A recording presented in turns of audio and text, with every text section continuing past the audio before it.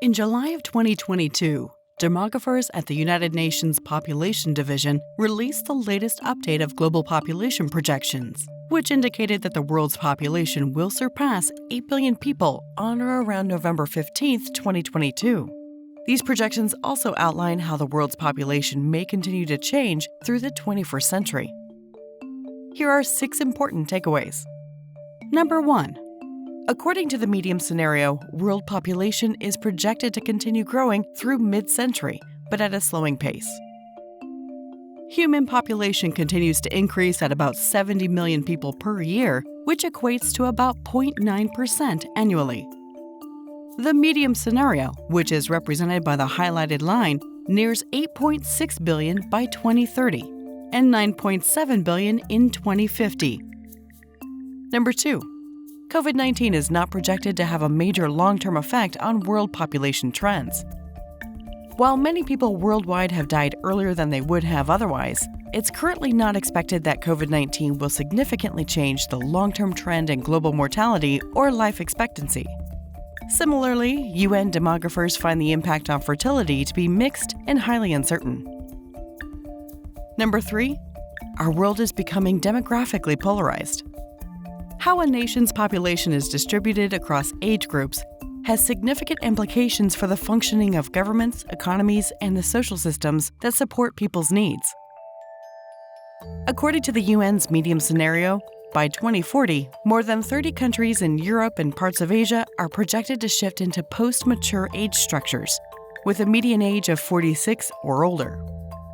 Many countries in sub-Saharan Africa and parts of Asia, however, are projected to retain highly youthful age structures, with more than half of their populations under the age of 25. Number 4. Sustained high fertility remains a driver of population growth and youthful age structures. The average family size has become smaller in most countries around the world in recent decades. However, lifetime fertility rates across parts of sub-Saharan Africa, the Middle East, and Southern Asia have declined very slowly or stalled. This is a trend that will likely be a key driver of population growth and youthful age structures through this century.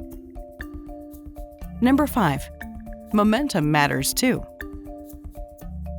Now, let's go back to the age structure graph from number 3.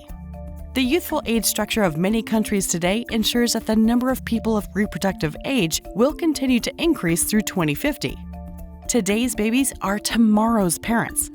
And because they are the largest generation in human history, a certain amount of future population growth is already locked in, even with continued declines in fertility. UN demographers calculate that momentum, the product of this youthful bulge in population age structure, will account for 2/3 of global population growth over the next 2 decades. Number 6. Projections are not predictions. The UN Population Division develops multiple projections of the demographic future based on assumptions of future fertility, mortality, and migration. The medium scenario can be a useful shorthand for population change over time, but it's important to remember that there is a wide range of plausible population futures. These statistical techniques used by UN demographers do not account for effects of wealth, education, urbanization, food production, or climate change, all of which could affect demographic change. Our ultimate population pathway will depend on many variables, including investments made by governments and development donors in the current decade and thereafter.